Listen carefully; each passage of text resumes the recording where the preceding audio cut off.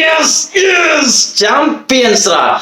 As we expected, India won their third ICC Champions Trophy at Dubai under Rohit Sharma's captaincy. இது நல்லா கேட்டுக்கோங்க. Rohit Sharma's கேப்டன்சிரா.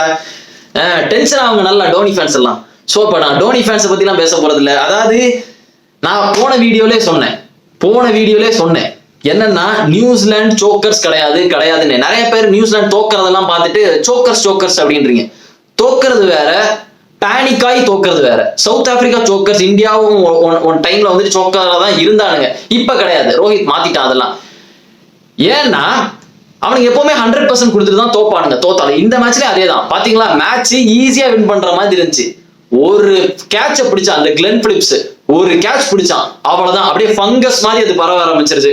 Team மொத்தமா எல்லாம் சருன்னு out ஆனானுங்க.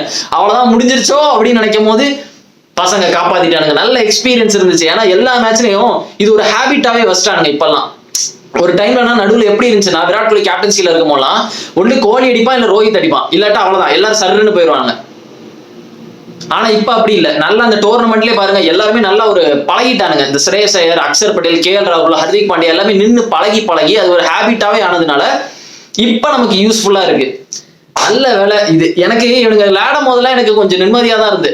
அது மட்டும் இல்ல, தோனி ஃபேன்ஸ் நிறைய பேரு நான் தோனி ஹேட்டர்னு நினைச்சிட்டு இருக்காங்க. நான் என்னைக்கிடா சொல்லியிருக்கேன், ஸ்டேடியம் போய் இப்ப கூட தோனி என்ட்ரன்ஸ் வந்தா கத்துவேண்டா, புரியுதா? நான் ஏற்கனவே அப்படிலாம் பண்ணியிருக்கேன். தோனி ஹேட்டர்லாம் கிடையாது, நான் தோனி ஃபேன் இல்ல, அதை சொல்லிடுறேன். தோனி ஹேட்டர்லாம் கிடையாது. பட் தோனியோட டாக்ஸிக் ஃபேன்ஸ் இருக்கானுங்க தெரியுமா, இந்தியா தோக்கணும்னு இருப்பானுங்க தெரியுமா, அவனுங்களை தான் எனக்கு சுத்தமா பிடிக்காது. ஏன்னா இருக்கிறதுலே செல்ஃபிஷான ஃபேன்ஸ் வரணுங்கன்னா தோனி ஃபேன்ஸ் தான். அதாவது தோனி கப்படிச்சா தோனி அடிச்சாதான் இருக்கணும், ரோஹித் சர்மா கேப்டனா இருந்து அடிக்க கூடாது அப்படின்னு இருக்கிறவங்க நிறைய பேர் இருக்கானுங்க. இப்ப கூட பாதி CSK ஃபேன்ஸ் வந்து கதறிக்கிட்டு இருப்பானுங்க, செவுத்துல முட்டி எப்படா இந்தியா ஜெயிக்கலாம், ஏதாவது கலக்கி விடுவோம், ஃபேவரிசம் ஏதாவது சொல்லி பார்ப்போம், மனசை மாத்த முடியுமான்னு பார்ப்போம் அப்படின்னு துடிப்பானுங்க. ஏன்னு நான் சொல்றேன். ஏன் இப்ப ரோஹித் சர்மா அடிக்கிறது அவனுக்கு கடுப்பா இருக்குன்னா, அவனுங்களை பொறுத்தவரை ஒரு கேப்டன் எப்படி இருக்கணும் அப்படின்னா, அதாவது மிஸ்ட்ரியா இருப்பார் தோனி. கரெக்டா கூலா இருப்பாரு, ஒரு மாதிரி மிஸ்ட்ரியா இருப்பாரு, காண்டாவும் ஆவாரு. கூலா இருப்பாரு, காமா இருப்பாரு, மிஸ்ட்ரியா இருப்பாரு. பவுலர்கிட்ட வந்து பேசி விக்கெட் வந்தா டோனி தான் அந்த பால் போட்டு விக்கெட் எடுத்தாரு அப்படின்றவானுங்க. கேட்டனா விக்கெட் கீப்பரா இருப்பாரு. அவங்களை பொறுத்தவரை அதாவது ஒரு கேப்டன்னா இப்படிதான் இருக்கணும் அப்படின்னு, காமா இருப்பாரு அப்படின்னு. ரோஹித் சர்மா அவனுங்களால கேப்டனா ஏத்துக்க முடியல. ஏன்னா ரோஹித் சர்மா பார்க்க நல்லா உடம்பு வச்சுட்டு நல்லா சாப்பிட்டுட்டு மறந்துடுவான் பாதி நேரம் என்னன்னு, புல் ஷாட் அடிச்சுட்டு ஒரு மாதிரி எப்படி சொல்றது, பார்க்க ஒரு கேப்டன் ஃபீல் வராது தலைவனை பார்க்கும் போது. அதை அவங்களால ஏத்துக்க முடியல. இப்படியும் ஒரு கேப்டன் இருக்க முடியும் அப்படின்னு ரோஹித் சர்மா காட்டினா அதை அவங்களால ஏத்துக்க முடியாது. அவங்களை பொறுத்தவரை கேப்டன்னா இப்படிதான் இருக்கணும், அமைதியா இருக்கணும், ரிக்கி பாண்டி மாதிரிலாம் இருக்கக்கூடாது அப்படின்னு நினைச்சுக்கிட்டு இருக்காங்க. இந்தியாவில ஒருத்தன் இருந்தானா அதை ரோஹித் சர்மா உடச்சிட்டா அது பொறுக்க முடியல. நான் சொல்றேன், 16 வருஷத்துல 16 இயர்ஸ்ல டோனி 5 IPL டிராஃபி வாங்கியிருக்காரு. ஓகே, ரோஹித் சர்மா 11 வருஷத்துல பண்ணிட்டான். 5 டிராஃபி 11 வருஷத்துல பண்ணிட்டான். ICC டிராஃபிஸ் நான் சொல்றேன், 10 வருஷத்துல டோனி 3 வாங்கினாரு. ரோஹித் சர்மா 4 வருஷத்துல 2 வாங்கிட்டான். இதுல 2 வருஷம் பிக்சிங் ஞாபகம் இருக்கு. IPL 2 வருஷம் பிக்சிங் வேற உள்ள போனாங்க. நான் டோனியை குறை சொல்றதுக்கு சொல்லல, இதெல்லாம் உங்க ஃபேன்ஸ சொல்றேன். அதாவது one of the best world cup 2023 world cup தான். இந்தியாவோட அந்த இதுல வின் பண்ணாட்டியும், ஃபைனல் வின் பண்ணாட்டியும் டாமினேட் பண்ணிட்டானுங்க. எல்லா டீமையும் டாமினேட் பண்ணிட்டு ஃபைனல்ல வந்து தோத்துட்டானுங்க. அதுக்காண்டி அந்த கிரெடிட்ஸ் எல்லாம் எடுத்துட முடியாது. அதாவது டோனி ஃபேன்ஸ் என்ன பண்றானுங்கன்னா, ஒரு கேப்டன் இருந்தா, டோனி ஃபேன்ஸ் இல்ல, இது காமனா இந்தியன் ஃபேன்ஸே சொல்றேன், ஒரு கேப்டன் இருந்தான்னா அந்த கேப்டனுக்கு தான் சொந்தம் அப்படின்ற மாதிரி ஏத்துக்கிறானுங்க இவனுங்க. அதாவது பேட் கமிங்ஸ் இருக்கான்னு சொன்னாங்க, இன்னும் பேட் கமிங்ஸ்க்கு முட்டு கொடுத்துட்டு நடக்கிறானுங்க உட்காந்துட்டு. பேட் கமிங்ஸ் வேர்ல்ட் கப் ஜெயிச்சா சரி, டீம்ல வேற எவனுமே இல்லையா, 11 பேர் சேர்ந்தாதான டீம். அதாவது டோனி ஃபேன்ஸை பொறுத்தவரை டோனி கப் அடிச்சு அது டோனி மட்டும் தான் அடிச்ச மாதிரி. ஏன் விராட் கோலி டீம் இல்லையா? அப்ப விராட் கோலி 4 கப் அடிச்சாச்சு. கரெக்டா 4 கப்பு தானே அடிச்சிருக்கான், ஒரு 50 ஓவர். அப்ப 2013 ஒரு ICC சாம்பியன்ஸ் டிராஃபி, அப்புறம் T20 வேர்ல்ட் கப் போன வருஷம், இப்போ ஒரு மறுபடியும் ICC சாம்பியன்ஸ் டிராஃபி. அதே மாதிரி தான் ரோஹித்தும் 2 ICC champions trophy, 2 T20 world cup, 4 அடிச்சாச்சு. இவங்களை பொறுத்தவரை எப்படின்னா, இந்தியன்ஸை பொறுத்தவரை, மற்ற டீமை பொறுத்தவரை, மற்ற நாட்டை பொறுத்தவரை எப்படின்னா, அதாவது ஒரு கப் அடிச்சாங்க அப்படின்னா அது 11 பேருக்கும் சொந்தம். ஒரு கேப்டன் வந்து டீமை லீட் பண்ண தான் போறாங்க அப்படின்ற மாதிரி இருக்கும். ஆனா இந்தியாவில மட்டும்தான் கேப்டன் கப் அடிச்சாரா அப்ப அது கேப்டனோடது அப்படின்ற மாதிரி. கோலி கப் அடிக்கல அவனுங்களை பொறுத்தவரை, இப்படிதான் நினைச்சுக்கிட்டு இருக்கானுங்க இவனுங்க. அப்புறம் ஏன்டா நீங்க எல்லாம் டீம் வச்சு விளையாடுறீங்க, தோனி தனியாவே விளையாட வேண்டியதானே? அவரே ஃபீல்டிங் பண்ணட்டும், அவரே பேட்டிங் பிடிக்கட்டும், அவரே கீப்பிங் பண்ணட்டும், அவரே அம்பையரிங் பண்ணட்டும், அவரே கிரவுட்ல இருந்து கை தட்ட வேண்டியதானே. டாக்ஸிக் தோனி ஃபேன்ஸ் தான் நான் சொல்லிட்டு இருக்கேன். ஏன்னா இவனுக்கு இந்தியா சப்போர்ட் பண்ண மாட்டேங்கிறானுங்க. அதான் எனக்கு காண்டா இருக்கு. காத்து கிடக்குறானுங்க, தோத்துற மாட்டானுங்களா அப்படின்னு. சிஎஸ்கே ஃபேன்ஸ்லாம் எப்படியாவது தோத்துற மாட்டானுங்களா, அப்பதானே சொல்ல முடியாது ப்ரோ, தோனியால மட்டும்தான் முடியும் அப்படின்னு சொல்றதுக்கு. கூசலையா மேன் உன் வாயெல்லாம். நான் தோனியை சொல்லல, அவங்க ஃபேன்ஸை சொல்லிட்டு இருக்கேன். திருப்பி திருப்பி தப்பா பேசாதீங்க. ஓகே, சோ இப்ப மேட்சுக்கு வருவோம். ஃபர்ஸ்ட் டாஸ் ஜெயிச்சு பேட்டிங் எடுத்தான் ரோஹித் சர்மா. அதை பத்தி கொஞ்சம் கூட கவலைப்படல. பேட்டிங் எடுத்தா என்ன, பவுலிங் எடுத்தா என்ன, கொசு கரெக்டா வந்து உட்கார்ந்துருக்கான் இதுல. மூஞ்சி ஃபுல்லா வேர்வை.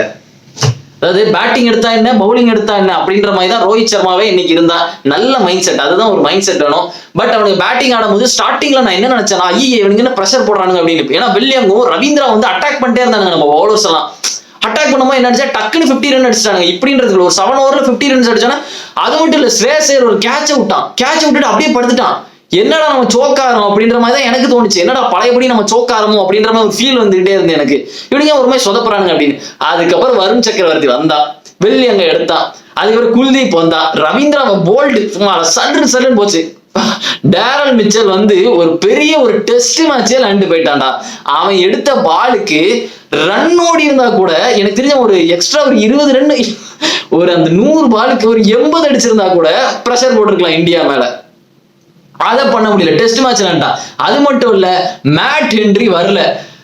டாஸ் அப்போ சாட்னர் பேசுறதுல அவன் ஹெட்டா டெய்லா அவன் பேட்டிங் சொன்னானா அதெல்லாம் என் காதுல விழுந்தமா இல்ல. மேட் ஹென்றி வரலனோட எனக்கு நிம்மதி ஆயிட்டு. நினைச்சு பாருங்களேன், இந்த மேட்ச்ல மேட் ஹென்றி இருந்ததுதான் என்ன ஆயிருக்கும்னு. மேட் ஹென்றி ஒண்ணு இல்லாதனாலதான் வீக் லிங்க் மாதிரி இருந்துச்சு. அதனாலதான் ஸ்மித்தை வச்சு பவுலிங் போட முடியல. நேதன் ஸ்மித்தை வச்சுட்டு பவுலிங் போட முடியல. அவன் இருந்ததுனால இன்னும் ப்ரெஷர் ஆயிருக்கும் நமக்கு. ஏன்னா நியூசிலாந்து எப்பவுமே ஒரு விக்கெட் எடுத்தோன்னா டக்குன்னு பிடிக்க தான் வருவாங்க. அவங்களும் லைட்டா ஆஸ்திரேலியன் மாதிரி தான், ஓப்பனாவே சொல்லலாம். அவங்களும் லைட்டா அந்த ஆஸ்திரேலியன் பக்கத்து ஊர் தானே, எல்லாம் ஆஸ்திரேலியன் மைண்ட் செட் தான் அவங்களுக்கும் உண்டு. விட மாட்டாங்க. நம்ம சும்மா தோக்கிறத வச்சுட்டு அவங்களை சோக்கர்ஸ் அப்படின்னு சும்மா புலம்பிட்டு இருக்கோம். உண்மையிலே பெரிய சோக்கர்ஸ் யாருன்னா சவுத் ஆப்பிரிக்கா, செகண்ட் பிரைம் ஸ்ரீலங்கன், தேர்ட் இந்தியா. இப்போதைக்கு இந்தியா இல்ல, எனக்கு தெரிஞ்சு பெருசுனா இப்ப சவுத் ஆப்பிரிக்கா தான். சும்மா என்ன பெரிய மேட்ச் வரட்டும் சோக் ஆயிடுவானுங்க. பட் நியூசிலாந்து அப்படி இல்லை, 100% கொடுத்துட்டு தான் தோப்பானுங்க அவனுங்க. இந்த மேட்சும் அப்படிதான். என்ன கொஞ்சம் ஸ்டார்டிங்ல சொதப்பிட்டு லேட்டா முடிச்சுட்டு இருப்பாங்க. நியூசிலாந்துக்கு அது ஒரு வழக்கமாவே இருக்கும். எப்பவுமே நியூசிலாந்துக்கு ஒரு வழக்கம். சோ இன்னைக்கு பேட்டிங் படி யாரு ஒழுங்கா விளையாண்டானா, பிலிப்ஸ், மிச்சல் என்னமோ ஒரு டெஸ்ட் மேட்ச் விளையாண்ட. பட் அவனையும் எதுவும் சொல்ல முடியாது, விக்கெட் போயிட்டு இருக்கு. பட் இருந்தாலும் கொஞ்சம் ரெஸ்பான்சிபிலிட்டி எடுத்து கொஞ்சம் ஃபாஸ்டாவது விளையாடணும். இவ்வளவு ஸ்லோவா விளையாண்டு எனக்குலாம் மைண்ட்ல என்ன இருந்துச்சுன்னா, அவுட் ஆயிராதரா தயவு செய்து அவுட் ஆயிராத, இப்படிதான் ஓடிட்டு இருந்தேன். அதாவது ஸ்பின் பவுலிங் போட அவன் பாட்டுக்கு ஜாலியா ஸ்டொக்கு வச்சு விளையாண்டுட்டு இருக்கான். அப்படியே அழகா பொறுமையா அந்த காத்து வாங்குள்ள அப்படியே மண்டையில, அந்த மொட்டை மண்டையில அப்படியே காத்து அடிக்கிறதெல்லாம் வாங்கிட்டு அவன் பாட்டுக்கு ஜாலியா விளையாண்டுகிட்டே இருந்தான். எனக்கு நிம்மதியா இருந்தது. பிரேஸ்வல் பையன் தான் வந்து கடைசி அடிச்சு வெறுப்பேத்திட்டு இருந்தான். பரவாயில்ல, ஒரு கொஞ்சம் டோட்டல் ஒரு ஃபைனல்னா ஒரு கொஞ்சம் டஃப்பாக வேண்டாம். 251 ரன் அடிச்சானுங்க. நல்ல டீசென்டான ஒரு டோட்டல் தான். 251 2 ஓகே, ஒரு நல்ல டீசென்டான டோட்டல் தான்.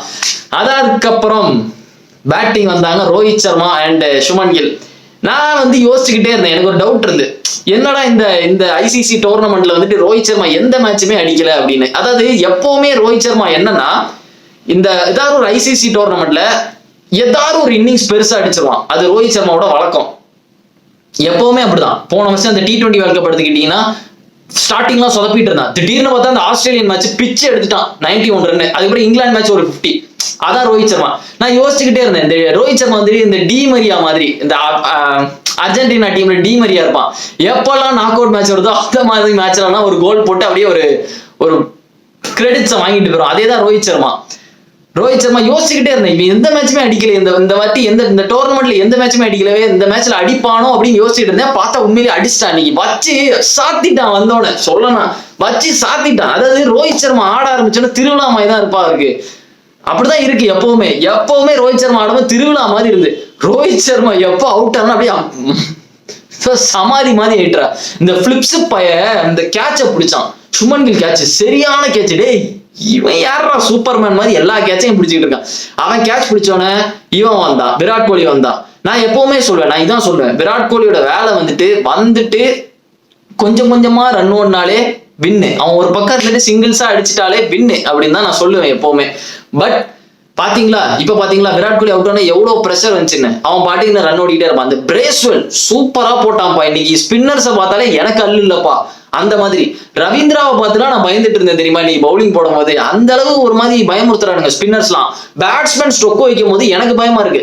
ஸ்ரேயஸ் ஐயர் வந்துட்டு ஒவ்வொரு பாலும் இந்த விலகி விளையாண்டுட்டு இருப்பான் எப்பவுமே. ஸ்பின்னர் போடும் போது இப்படி ஒரு மாதிரி ஸ்டெம்பை இப்படி பாதி ஸ்டெம்பை காமிச்சிட்டு ஒரு மாதிரி விலகி விளையாடுவான், பாலை விட்டு விட்டு ஆடுவான். அப்பெல்லாம் தயவு செய்து போல்ட் ஆயிராதரா எப்பா ராசா எல்லாம் அவுட் ஆயிட்டு இருக்காங்க அப்படின்ற மாதிரி இருந்து. நான் கூட சுமன் கில் அவுட் ஆனா விராட் கோலி வந்தான், சரி விராட் கோலி நிப்பான்னு பார்த்தா அவன் out. Virat Kohli LBW ஆனோன்னு confirm அது பிளம் அவுட் அப்படின்னு எனக்கு தெரிஞ்சிருச்சு. பட் இருந்தாலும் ரிவ்யூ எடுத்தான், பட் எதுவும் சொல்ல முடியாது. அவன் பெரிய பிளேயர், விராட் கோலி எடுத்துதான் ஆகணும், நல்லா விளையாண்டுருக்கான், அவனை எதுவுமே சொல்ல முடியாது. ஒரு ரன்னுக்கு அவுட் ஆயிட்டான், எடுத்தான், பட் ராங் தான். அதுக்கப்புறம் ஸ்ரேயஸ் ஐயர் வந்தான், பிரஷர் ஏறிக்கிட்டே இருந்துச்சு. ரோஹித் சர்மாவோட பிரச்சனை என்னன்னா பிரஷர் ஆக ஆக பவுண்டரிஸ் வராம போச்சு. அதனால என்ன பண்ண, இறங்கி அடிக்கலாம் அடிச்சு அவுட் ஆயிட்டான். நான் ரோஹித் சர்மா என்ன நினைச்சேன், சிம்பிளா முடிய போகுது வருவான், சுமன் கில் ஒரு 50, ரோஹித் சர்மா அடிக்கிறது பார்த்தீங்கன்னா செஞ்சுரி கன்ஃபார்ம் தான் நினைச்சேன். Century confirm, Rohit Sharma retire ஆக போறான், கப்பு வாங்கிட்டு அப்படின்னு நினைச்சேன். அது எதுவுமே நடக்கல, எவனுமே ரிட்டையர் இல்லை அப்படின்ட்டான், மூடி மறைச்சிட்டானுங்க. நம்ம தான் ஏமாந்துட்டு இருந்திருக்கோம் உட்காந்துட்டு ரோஹித் சர்மா ரிட்டையர் ஆக போறான் அப்படின்ற மாதிரி. அதுக்கப்புறம் ஸ்ரேயஸ் ஐயர் வந்தான். ஸ்ரேயஸ் ஐயர் பேட்டிங் பத்தி சொல்றேன். ஸ்ரேயஸ் ஐயர் உண்மையிலே இன்னைக்கு கொஞ்சம் பேனிக்கா தான் பேட்டிங் ஆடிட்டு இருந்தான். 48 ரன்ஸ் அடிச்சான், சூப்பர் நாக்கு தான், நல்லா விளாண்டான், நல்ல பெரிய 6 அடிச்சான், 109 மீட்டர்ஸ்லாம் 6 அடிச்சிட்டு இருந்தான். ஆனா பேட்டிங் ஆடும்போது ஒரு பேனிக்காவே விளாண்ட மாதிரி இருந்தது, ஒரு மாதிரி அன்கம்ஃபர்டபுளா ரன்னோட மேலாம் தயங்கி அந்த ப்ரெஷரை ஃபீல் பண்ற மாதிரி இருந்து. ஏன்னா அக்சர் பட்டேலும் ஸ்ரேயஸ் மட்டும்தான் இருக்கானுங்க, ரன்னு கொஞ்சம் அதிகமா அடிக்க வேண்டியது இருந்து. விராட் கோலி இல்ல, விராட் கோலி போயிட்டாலே பிரஷர் தான். ரோஹித் போயிட்டான், அது ரோஹித் போன விதம் வந்து ஒரு மாதிரி பயமுறுத்துற மாதிரி போனான், வந்து இறங்கி அடிச்சுட்டு ஏன் அவுட் ஆன, இப்ப ஏன்பா இப்படிலாம் இறங்கி வந்து அவுட் ஆற, பொறுமையா ஆட வேண்டியதானே அப்படின்ற மாதிரி பயமுறுத்திட்டு போயிட்டார் ரோஹித் சர்மாலாம் வந்து. அதுக்கப்புறம் ஸ்ரேயஸ் ஐயர் வந்து அக்சர் பட்டேல் வந்து கொஞ்சம் மேனேஜ் பண்ணிட்டு அவனுங்க விக்கெட் போனதுக்கு அப்புறம் KL ராகுல் வந்தான் பாத்தீங்களா, அவன் கொஞ்ச நேரம் நின்னான் பாருங்களேன், அப்பவே போயிட்டு. அதுக்கப்புறம் ஹர்திக் பாண்டியா வந்தான்பா. எப்பா டே, ஹர்திக் பாண்டியா வந்து ரன்னே அடிக்காட்டியும் அவன் ஆட்டிடியூட் இருக்கு பாத்தீங்களா, அந்த ஆட்டிடியூட பார்க்கும்போது நமக்கு கொஞ்சம் கான்பிடன்ட் வரும். வந்துட்டான்ப்பா ஹர்திக் பாண்டியா. அது முன்னாடி டோனி விளையாடும்போது ஒரு கான்பிடன்ட் வரும், மேட்ச் தோக்க தான் போனாலும் நமக்கு வந்துட்டு ஒரு ஃபீல் வரும் தெரியுமா, ஓகே டோனி இருக்காரு பாத்துருவாரு, நம்ம தோத்தாலும் ஒரு ஃபீல் வரும் நமக்கு, ஓகே இருக்காரு பாத்துக்கிடுவாரு அப்படின்ற மாதிரி ஒரு ஃபீல் வரும் நமக்கு. அதே ஃபீல் தான் எனக்கு ஹர்திக் பாண்டியா இருக்குமோ வரும். அப்பா ஸ்பின்னர் போட போறான், ஹர்திக் பாண்டியா ஒரு பெரிய 6 அடிக்க போறான் அப்படின்ற மாதிரி தான் இருக்கும். அதே மாதிரி தான் வந்தான், ஒரு 6 ஒரு 4 அடிச்சுட்டு கிளம்பி போயிட்டே இருந்தான். அதுக்கப்புறம் ஜடேஜா தான் வின்னிங் ஷாட் அடிச்சு ஜெயிச்சான். நல்ல மூமெண்ட் ஜடேஜாக்கு. வின் ஆகி செலிப்ரேட் பண்ணும்போது ஒரு மேல ஒரு இடி இடிச்சு எல்லாம் செலிப்ரேட் பண்ணாங்க. KL ராகுல் ப்ரூவ் பண்ணிட்டான், என்னெல்லாம் கிண்டல் அடிச்சாங்களோ KL ராகுல், அப்படி இப்படி நீ அப்படி விளையாடுற இப்படி விளையாடுற, வந்து ப்ரூவ் பண்ணிட்டான் நின்று. பட் சூப்பர், நல்ல வேலை மேட் ஹென்ரி இல்ல, அவன் இருந்திருந்தா ரொம்ப ப்ரெஷர் ஆயிருக்கும். பவுலர்ஸ்லாம் நீங்க சூப்பரா போட்டானுங்க, ஏன்னா இது ஒரு பேட்டிங் ட்ராக், அவனுக்கு டாஸ் ஜெயிச்சோன்னு பேட்டிங் எடுத்துட்டாங்க. ஏன்னா செம்ம ட்ரை பிச், அந்த பாகிஸ்தான் மேட்ச்ல அதே பிச் தான் நினைக்கிறேன் நமக்கு இந்த வாட்டி வந்தது, அந்த மாதிரி தான் பிச் இருந்துச்சு நமக்கு. ஸோ அவங்க ஏற்கனவே சொன்னாங்க லேட்டா வந்துட்டு பவுலர்ஸ்க்கு வந்து அட்வான்டேஜ் இருக்கிற மாதிரி அப்படின்னு தான் சொன்னாங்க. பட் என்ன சொன்னாங்கன்னா நல்லா டேர்ன் ஆகும் ஸ்பின்னர்ஸ்க்கு, பட் பேட்டிங் எடுக்கிறதா நல்லது அப்படின்னு ஸ்டார்டிங்ல பார்த்தா இவனுங்களுக்கு நல்லா டேர்ன் ஆகுது. இவனுங்க ஸ்பின் பவுலர்ஸ்க்கு இந்த பிரேஸ்வெல் சாண்ட்னர்னா அப்பா அவன் போடுறத பார்த்தாலே எனக்கு ஒரு மாதிரி அல்லு இல்லப்பா, அந்த மாதிரி ஒவ்வொரு பாலுக்கும் அப்படின்ற மாதிரி தான் இருந்துச்சு எல்லா பாலும். இந்த ஸ்ரேயஸ் ஐயர் ஆடும்போது மட்டும்தான் எனக்கு அப்படி இருந்து, ஏன்னா அவன் ஆடுற டைம் தான் ரொம்ப குரூஷியலா இருந்துச்சு. 3 விக்கெட் போயிருந்து ப்ரெஷரா இருந்துச்சு. ஏன்னா அக்சர் பட்டேல் ஒன்னும் அந்த நின்று ஆடுற டைப் இல்ல, கோலி நின்று அவன் உயிர் எடுத்துருவான் ஓட சொல்லி. ஸ்ரேயஸ் ஐயர் வந்து கொஞ்சம் காமா தான் விளையாண்டா அந்த ஆஸ்திரேலியன் மேட்ச், இந்த மத்த எல்லா மேட்சுமே. ஏன்னா கோலி ஒரு சைடு அடிக்கும் போது காமா விளையாண்டுட்டு இருப்பான், ரன் ஓடிட்டு இருப்பான். பட் இப்ப வந்துட்டு விக்கெட் போனோன்னா ஸ்ரேயஸ் ஐயர் மேல தான் பெரிய ப்ரெஷர் இருந்தானா, ஸ்ரேயஸ் ஐயர் கொஞ்சம் ஒரு மாதிரியா இருந்தான், ஒரு மாதிரி சலசலப்பாவே இருந்தான். ஓடலாமா வேண்டாமா, பவுண்டரி அடிப்போமா வேண்டாமா அப்படின்ற மாதிரியா இருந்தான். பட் எப்படியோ நம்ம சாம்பியன்ஸ் ட்ராஃபி வின் பண்ணிட்டோம், 3வது வாட்டி வின் பண்ணிட்டோம். அப்பாடா, இதுக்கு முன்னாடி எந்தெந்த கேப்டன் வின் பண்ணியிருக்காங்க அப்படின்னா கங்குலி ஒரு வாட்டி, பட் அதை ஷேர் பண்ணாங்க, மழை பெஞ்சனால ஷேர் பண்ணாங்க. அந்த மேட்ச் நம்ம வின் பண்ணிருக்கலாம் எனக்கு தெரிஞ்சு ஈஸியா, பட் மழை பெஞ்சு ஷேர் பண்ணிட்டாங்க.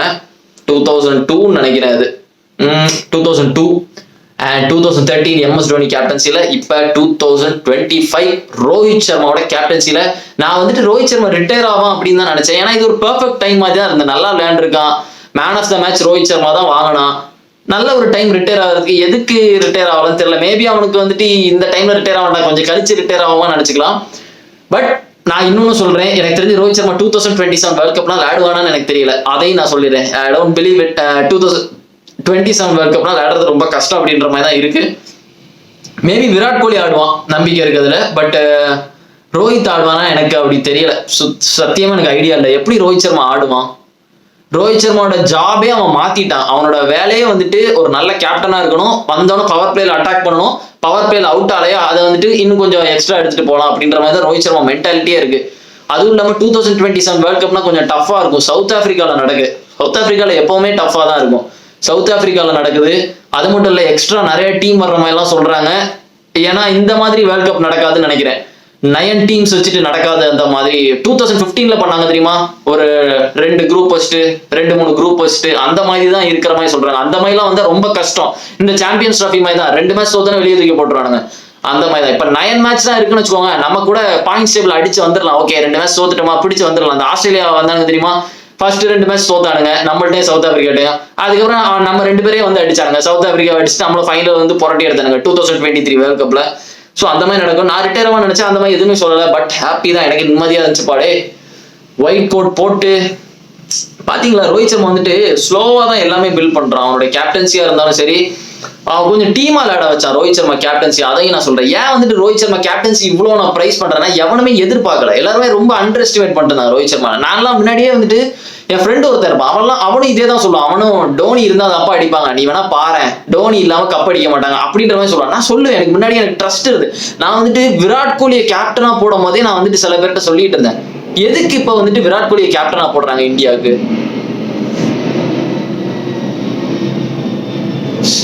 ஃபிளைட் நான் அப்பவே வந்துட்டு சொல்லுவேன் எல்லாத்தையும், எதுக்கு வந்துட்டு சம்பந்தமே இல்லாம விராட் கோலியை கேப்டனா போட்டிருக்காங்க. ரோஹித் சர்மா நல்ல கேப்டன், நான் ஐபிஎல்லே பார்த்திருக்கேன், நல்ல கேப்டன். புரியுது, ஐபிஎல்லோட இது எடுத்துட்டு போட வேண்டாம். பட் இருந்தாலும் ரோஹித் சர்மாவோட மென்டாலிட்டி எனக்கு தெரியுது. ஏன் அவனே கேப்டனா போட வேண்டியதானே சீக்கிரமாவே, எதுக்கு கோலி போடுறாங்க, நல்லா விளையாடுறான் அப்படின்றதுக்காக கோலி போடுறாங்களா அப்படிலாம் நான் யோசிச்சிருக்கேன். பட் இப்பதான் புரியுது, கொஞ்சம் லேட்டா போட்டுட்டாங்க ரோஹித் சர்மா கேப்டனா. அதுதான் நானும் சொல்லுவேன், ரொம்ப லேட்டா போட்டுட்டாங்க. பட் அதுக்கான ஒர்த்து தெரியுது. 2023 நம்ம வின் பண்ணிருக்கலாம், அதை மட்டும் வின் பண்ணியிருந்தான்னு வச்சுக்கோங்களேன். அந்த அந்த வேர்ல்ட் கப் ஃபைனல் மட்டும் எனக்கு இன்னும் மண்டேல ஓடிக்கிட்டே இருக்கு. அது என்னால எடுக்க முடியல மேன், அந்த 2023 வேர்ல்ட் கப் மட்டும். ஏன்னா எல்லாமே பெர்ஃபெக்டா இருந்தது. இந்தியாவில் நடக்குது, ஒன்லி இந்தியா தான் ஹோஸ்ட் பண்ணாங்க. அந்த லோகோ செமையா இருக்கும், அந்த தீம் மியூசிக் ஒரு மாதிரி டெரரா இருக்கும். அந்த ஸ்கோர் கார்டு போடும்போது ஒரு தீம் மியூசிக் போடுவாங்க, அது ஒரு மாதிரி செமையா இருக்கும். நீங்க பாத்துருப்பீங்க, அப்படின்னு ஒரு மாதிரி ஒரு தீம் வரும். சார் எல்லாமே நோஸ்டாலஜிக்கா இருந்து ஸ்டேடியம்ல போய் பார்த்தேன். அந்த ஆஸ்திரேலியா இந்தியா மேட்ச் எல்லாம், சென்னையில நடந்த மேட்ச் எல்லாம் நல்ல உறுதியான மேட்ச். ஃபைனல்ல போய் இப்படி ஒரு மாதிரி ஹார்ட் அட்டாக் வச்சிட்டான்னு. ஸோ அது ஜெயிச்சிருந்தா நல்லா இருக்கும். பட் பரவாயில்ல, 2027 ஒருவேளை ரோஹித் சர்மா இருந்தேன்னா 2027 அடிச்சா நல்லா இருக்கும். ரோஹித்துக்கு அப்புறம் யாரை கேப்டனா போட போறானுங்கன்னா எனக்கு தெரியல. அது ஒரு கில்ல எது கேப்டனா போட்டுருவானுங்களோ என்னமோ, கில்ல போடுவானுங்களோ என்னமோ, பாப்போம் என்னன்னு. ஸோ எனக்கு ஹாப்பியா தான் இருக்கு சாம்பியன்ஸ் ட்ராஃபி அடிச்சது. ஒருவேளை இந்தியா தோத்துருந்தேன்னா என்னெல்லாமோ ஆயிருக்கும். இன்னைக்கு ஒரு பெர்ஃபெக்ட் டே அப்படின்னு தான் சொல்லுவேன். ஒரே ஒரு மிச்சம் தான், அலெக்ஸ் பெஹரா தோத்துட்டான் யூஎஃப்சில. காலையில அதையும் பார்த்தேன். ஜஸ்டின் கேஜி ஜெயிச்சுட்டான், அது நிம்மதியா இருக்கு எனக்கு. செம ஃபைட்டு. பெஹரா தோத்துட்டான், மார்கமெட் ஆங்க்லேவா வின் பண்ணிட்டான். அவன் தான் இனிமேல் சாம்பியனா இருக்க போறானா அப்படின்ற மாதிரி இருக்கு. அவன் சாம்பியன்ஸ் ரெயின்லாம் பாக்குறதுக்கு தொங்கிடலாம். பெல்லால் முகமதும் அவனும் கிட்டத்தட்ட ஒண்ணுதான், ஆங்க்லேவாவும் ஒண்ணுதான். என்ன கேட்டனா போர் அடிக்கும் அவங்களோட ரெயின்லாம். அதுக்கு பெஹராவே இருந்துட்டு போயிடலாம். அலெக்ஸ் பெஹரா இருந்தாலாச்சும் இன்ட்ரெஸ்டிங்கா இருக்கும். ஸோ காலையில யூஎஃப்சி பார்த்தேன். இன்னைக்கு சாயங்காலம் மத்தியானம் கிரிக்கெட்டு. பர்ஃபெக்டான டே. இனிமேல் நல்லா இருக்கு. இனி அதுக்கப்புறம் என்ன, ஐபிஎல் வரப்போது, வேற லெவல்ல இருக்க போது. பாப்பா என்ன நடக்குது. ஆர்சிபி என்ன இனி அங்க ஆர்சிபி காஜ் கொடுக்க போயிருவானுங்க ஆர்சிபி ஏதாவது சொல்றதுக்கு. ஸோ அங்க போய் பார்ப்போம். ஐபிஎல் வரும்போது டெய்லி வீடியோ போட்டுக்கிட்டே இருப்பேன். நீங்க மறக்காம வீடியோக்கு லைக் போடுங்க, சேனலுக்கு சப்ஸ்கிரைப் பண்ணுங்க. உங்க கிரிக்கெட் ஃபேன்ஸ் எவனாவது ஐபிஎல் பார்க்கறதுக்கு இன்ட்ரெஸ்டா இருக்கான் அப்படின்னா அவனுக்கு இந்த சேனலை சஜஸ்ட் பண்ணுங்க. எல்லாருக்கும் ஷேர் பண்ணி விடுங்க. மீம் கிரியேட்டர்ஸ் யாராவது இருந்தீங்கன்னா அந்த சேனலை வந்துட்டு போஸ்ட் பண்ணுங்க. நான் பேசுற ஏதாவது அதுலயாவது இதில் ஷைன் கிடைக்கும் அப்படின்னு நினைக்கிறேன். மேபி நான் வந்து ஷார்ட்ஸ் போட ஆரம்பிப்பேன் அப்படின்னு தான் யோசிச்சுட்டு இருக்கேன். யூடியூப் ஷார்ட்ஸ் அந்த மாதிரி ஏதாவது போடலாமா அப்படின்னு யோசிச்சுட்டு இருக்கேன். ஸோ பார்ப்போம். See you in another video and remember it, always be on top. Cheers.